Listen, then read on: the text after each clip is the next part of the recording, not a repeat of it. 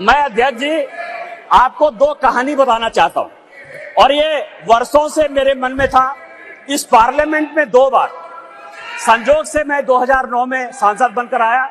अनुराग ठाकुर जी से लेकर राजनाथ जी सबों के साथ काम करने का मौका मिला सर। 2011 और 2013 में दो भयंकर घटना हुई इसी वेल में। 2011 में जब 2010 में ये बिल पास हो गया राज्यसभा में, और जब यहां 2011 में जिसको कि ये लागू नहीं करना चाहते थे बिल लेकर आए, और जब बिल इधर से इंट्रोड्यूस हो रहा था तो इन्हीं के सहयोगी दल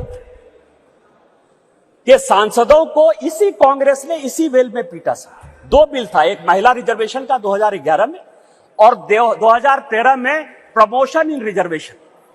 और प्रमोशन इन रिजर्वेशन में मैं जब बात करूंगा तो ये पूरे के पूरे बेंच खड़े हो जाएंगे सर।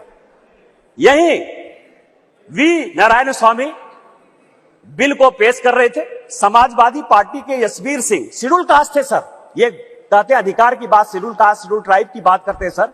यही यशवीर सिंह यहां पार्लियामेंट में उस तरफ से गए, वी नारायण स्वामी का उन्होंने बिल खींच लिया। इस पार्लियामेंट में इसी लोकसभा में सर सबसे पहले बिल में यदि उसका कॉलर पकड़ने के लिए कोई आया तो यही मैडम श्रीमती सोनिया गांधी जी थे सर। और नीरज शेखर वहां खड़े थे, मुलायम सिंह यादव बाहर थे, और मैं वहां से कूद कर टेबल पर आया और मैंने कहा कि आप यहां की तानाशाह नहीं है, आप यहां की रानी नहीं है, इस बेल में आप मारपीट नहीं कर सकते हैं। और इनके जो इतने लेफ्टिनेंट थे बिलास मुतेबार से लेकर सबों ने उनको पीटा। ये दोनों घटनाएं जो है, चाहे महिला रिजर्वेशन का हो चाहे ये प्रमोशन इन रिजर्वेशन का हो, ये पार्लियामेंट है सर, सबको सत्य बोलना चाहिए। और मुलायम सिंह यादव ने कहा यदि बीजेपी नहीं होती तो आज के डेट में हमारे सांसद नहीं बचते। आपने तो सांसदों की हत्या करने की कोशिश की, और उसी दल के साथ, उसी 26 दल के साथ ये आए हैं जिनका की मानसिकता ही नहीं है कि महिला को रिजर्वेशन मिले। चाहे वो राष्ट्रीय जनता दल है, चाहे वो समाजवादी पार्टी है, चाहे इनके सारे मुस्लिम एमपी है, चाहे कोई भी पॉलिटिकल पार्टी जो इनको सपोर्ट कर रही है सर, और उन्हीं के दबाव में ये कानून के विरोध में जाकर, इस संविधान के विरोध में जाकर, और उसके सारे उदाहरण है कि 96 से लेके आज तक क्यों नहीं लागू हुआ, उसी के कारण ये कभी ओबीसी रिजर्वेशन की बात करते हैं, कोटा विद इन कोटा की बात करते हैं, राज्यसभा में जो है उसको अधिकार देने की बात करते हैं, विधान परिषद में क्यों नहीं रिजर्वेशन दिया उसकी बात करते हैं। भाई मरता था तो भाई का लाश जलाने के लिए कोई नहीं जाता था, पिता मरते थे तो पिता का लाश जलाने के लिए बेटा नहीं जाता था। उस कोरोना से बचकर हम आए हैं 2 साल के बाद। आप कहते हो आपने क्यों नहीं कराया, आपने क्यों नहीं कराया? कितने लोग थे जो रोड पर घूम रहे थे, कितने लोग थे जो खाना खिला रहे थे, सारे जगह के ट्रेन बंद थे, सारे जगह की स्थितियां बंद थी। भागलपुर पूरा जो है भारत जो है किस तरह के विकट परिस्थिति में था सर। माननीय प्रधानमंत्री जी 140 करोड़ लोगों को बचा के लाए हैं, और सेंसस जो संवैधानिक चीज है उसको जब हम लागू करेंगे तो ये लागू होगा। ये अपने जो 26 पार्टियों का एक जो घमंडिया गठबंधन बनाया है सर, इंडी अलायंस, उसके सारे नेताओं का मैं भाषण पढ़ रहा था। आज सोनिया जी जब बोल रही थी तो मुझे लग रहा था कि वो राजनीति से ऊपर उठकर बोलेंगे, क्योंकि वो अपोजिशन की आवाज थी। मैं उनका सम्मान करता हूं सर। इस महिला रिजर्वेशन के लिए जिन महिलाओं ने पार्लियामेंट के अंदर और पार्लियामेंट के बाहर सबसे ज्यादा आवाज उठाई, वो बंगाल की गीता मुखर्जी थी और भारतीय जनता पार्टी की सुषमा स्वराज थी।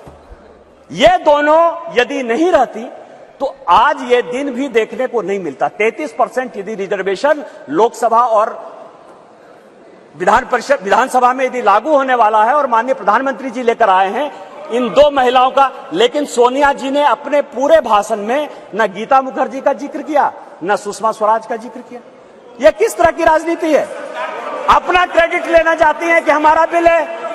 ये बिल आपका नहीं है, आप जो बिल लेकर आए वो गलत बिल है, और यदि इसके लिए किसी ने आंदोलन किया तो वो गीता मुखर्जी है, वो सुषमा स्वराज है। आपने ये नहीं बोलकर इस महिला बिल में भी राजनीति करने की कोशिश की।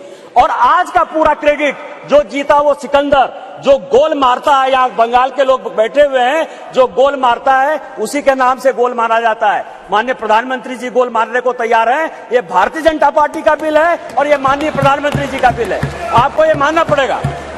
दूसरा सवाल है कि इनके जो अपोजिशन के लोग हैं सर, जो 26 पार्टियों का इंडी गठबंधन बना है, इसमें आप समझिए इनकी भावना कैसे है, महिलाओं के बारे में ये कैसा सोचते हैं।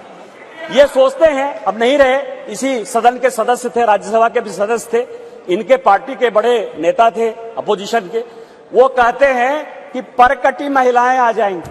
क्या महिलाओं के लिए इस तरह की बातें होनी चाहिए? ये पार्लियामेंट है सर, सबको सत्य बोलना चाहिए। और मुलायम सिंह यादव ने कहा यदि बीजेपी नहीं होती तो आज के डेट में हमारे सांसद नहीं बचते। आपने तो सांसदों की हत्या करने की कोशिश की और उसी दल के साथ, उसी 26 दल के साथ ये आए हैं जिनका की मानसिकता ही नहीं है कि महिला को रिजर्वेशन मिले। चाहे वो राष्ट्रीय जनता दल है, चाहे वो समाजवादी पार्टी है, चाहे इनके सारे मुस्लिम एमपी हैं, चाहे कोई भी पॉलिटिकल पार्टी जो इनको सपोर्ट कर रही है सर, और उन्हीं के दबाव में ये कानून के विरोध में जाकर, इस संविधान के विरोध में जाकर, और उसके सारे उदाहरण है कि 96 से लेके आज तक क्यों नहीं लागू हुआ, उसी के कारण ये कभी ओबीसी रिजर्वेशन की बात करते हैं, कोटा विद इन कोटा की बात करते हैं, राज्यसभा में जो है उसको अधिकार देने की बात करते हैं, विधान परिषद में क्यों नहीं रिजर्वेशन दिया उसकी बात करते हैं, फिर वो बात करते हैं कि 2024 से क्यों नहीं लागू होगा। इनको सब कुछ पता है, ये देश संविधान से चलता है। हम एक गरीब परिवार के बेटे होकर इस पार्लियामेंट में आए हैं सर। जैसे मैंने बात कही कि मेरे माँ पिताजी आज भी गांव में रहते हैं,